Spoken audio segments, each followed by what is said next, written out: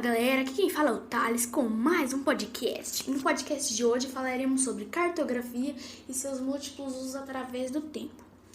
Vamos começar. E bora! A cartografia é a ciência que trata da representação da Terra ou parte dela, através de mapas, cartas e outros tipos de projeções cartográficas.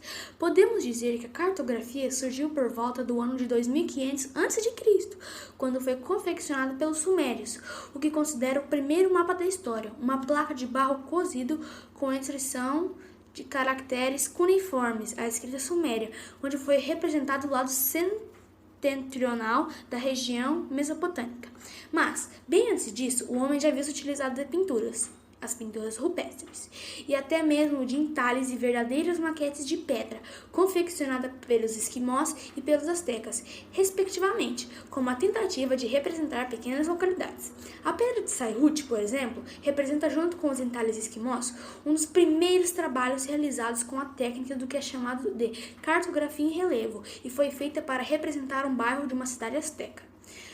Os egípcios e os chineses também dominavam a técnica de cartografia há muito tempo. Estima-se que, se os chineses usavam a representação gráfica desde o século IV a.C., para eles, os mapas não serviam só para se orientar, mas também para fins bélicos e para demarcar regiões, garantindo assim que os impostos fossem pagos.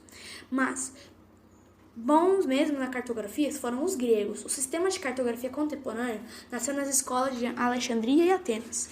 A primeira tentativa de representar o mundo foi a babilônica, mas sua concepção de modo era limitada à região entre os rios Eufrates e Tigre, o que não diminuiu a importância do feito. Entretanto, os gregos se destacaram porque foram os primeiros a usar uma base científica e a observação. Usando-se da trigonometria, Eratóstenes mediu a circunferência da Terra, chegando bem perto dos 40 quilômetros reais. Os egípcios também usavam como ferramenta administrativa para cobrar impostos e demarcar terras.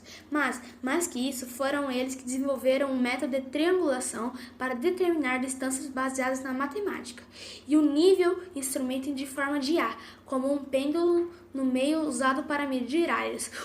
Os egípcios faziam ainda registros cadastrais das terras em documentos considerados cartas geográficas.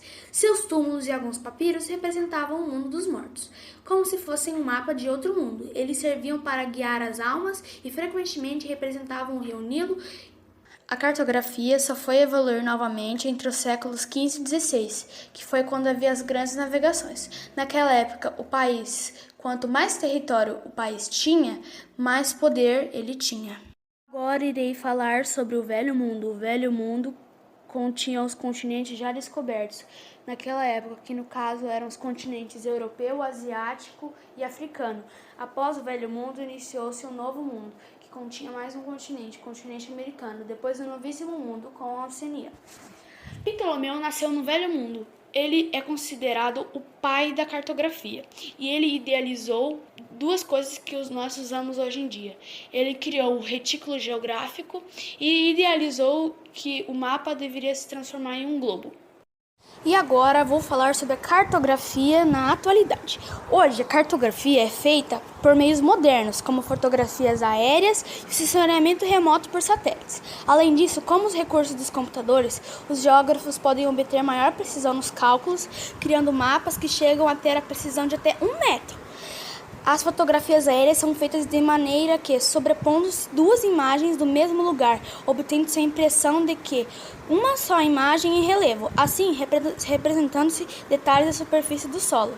Depois, o topógrafo completa o trabalho sobre o terreno, revelando os detalhes pouco visíveis na fotografia. Muito obrigado pela atenção e até a próxima!